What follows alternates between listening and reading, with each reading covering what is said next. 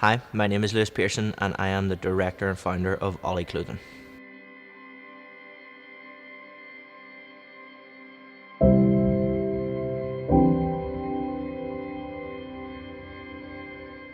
Ever since starting the brand, it's kind of because the CrossFit's the market space that we're in. The creme de la creme of that is getting to the CrossFit Games. It's the equivalent of the FIFA World Cup for footballers. And to have not one but two athletes get there and to be a part of their journey is a real achievement. I think I remember in 2016 setting the goal of just getting to the CrossFit Games, and I didn't know what that would look like. I didn't know how it would be executed, but the fact that we have two athletes going now, it's a really cool thing because setting those long-term goals and actually seeing them materialise it's really interesting, and obviously it's incredibly exciting, the whole thing. It's a very different role in comparison to a coach or a partner or someone in the support system, in that it's a very background role as such.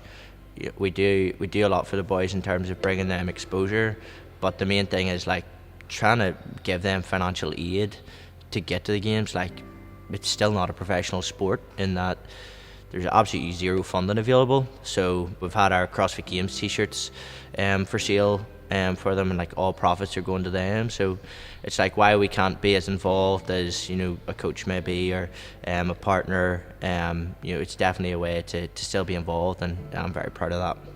It means a lot to have such good athletes on the team, and yes, like the first thing that comes to mind is that they're incredible athletes. They were ready at this moment to go to the games. They were ready whenever the structure changed to qualify.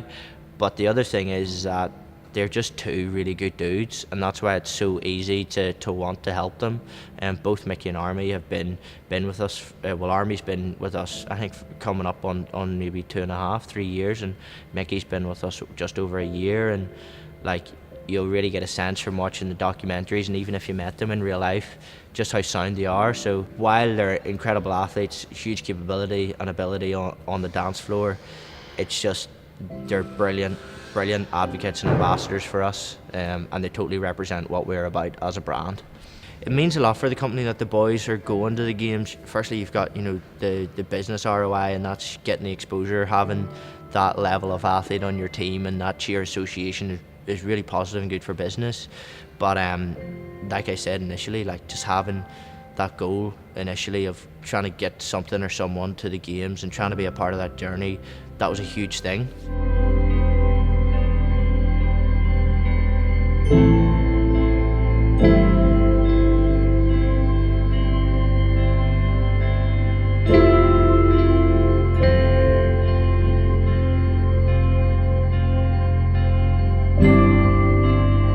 The big relevance to the company though is like we're really starting to deliver our mission statement and spreading the message of health, fitness and wellness. And some people might fail to see the connection between the boys getting to the games and us delivering our company's mission statement. But at the end of the day, it's if they're raising the profile of themselves, they're raising the profile of us by the association, and us helping them get to the games or doing our small piece. It just helps bring more exposure, more energy, more eyes to the company, and hopefully we can really pursue that dream of trying to spread the message of health, fitness and wellness to the masses. And there's no better way than associating yourself with such two good dudes.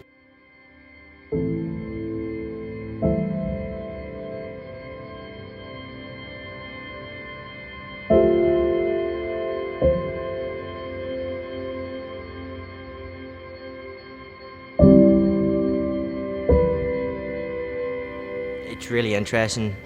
We were talking briefly about it, just how far we've come as a company and how far the athletes have come.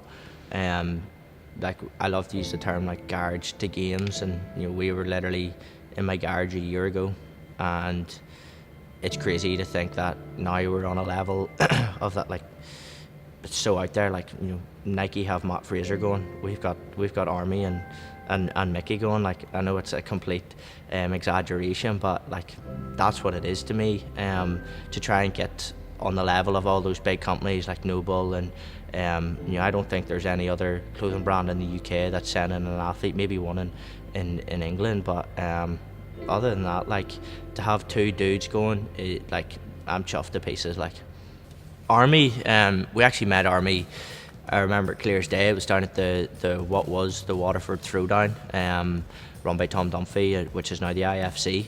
It was Dara from Gearbag.ie that actually introduced us, and I remember it was just a simple conversation, and even from that, I seen just how dead on Army was and how much of a dude that he is, and he's incredibly humble, strangely humble. I call him the silent assassin, in that, like, and you get a real glimpse of this in the previous parts of the documentary, in that, like, he's just happy to work in the background. He's happy to just be silent and not you put up a training video here and there, and but whenever it comes to, putting the pedal to the metal on the dance floor, he's all for it. He will back himself against anyone, and I love that.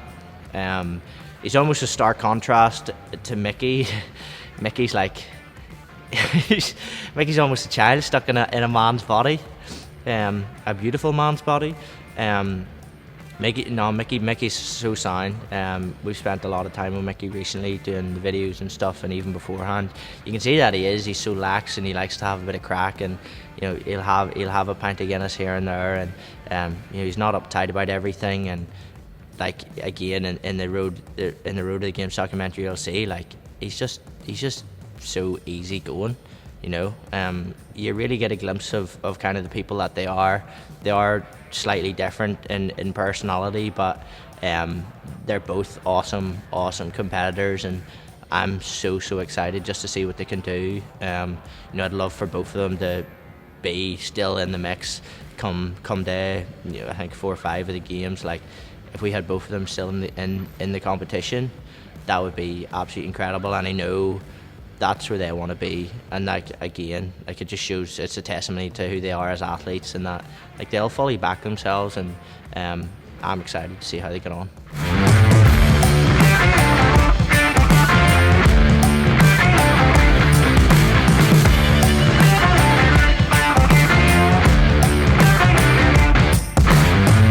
I just want to take this time to genuinely, from the bottom of my heart, say thank you for all the support that everybody across the country has done for the boys. As far as England, Scotland, Wales, Northern Ireland, Ireland, it's been absolutely incredible. Like, I've had a guy from England that bought both t-shirts. He didn't even know either of the lads, and, like, it just shows you that the community within Ireland is just starting to grow and get so strong.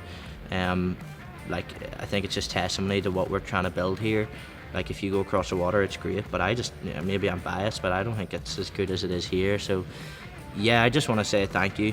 Thanks for watching this documentary. Thanks for taking time to support. Thanks for just, being part of the journey, I suppose. And hopefully we can get together and watch the boys absolutely smash it this summer. But until then, don't do anything I wouldn't do. Is that a really bad way to end?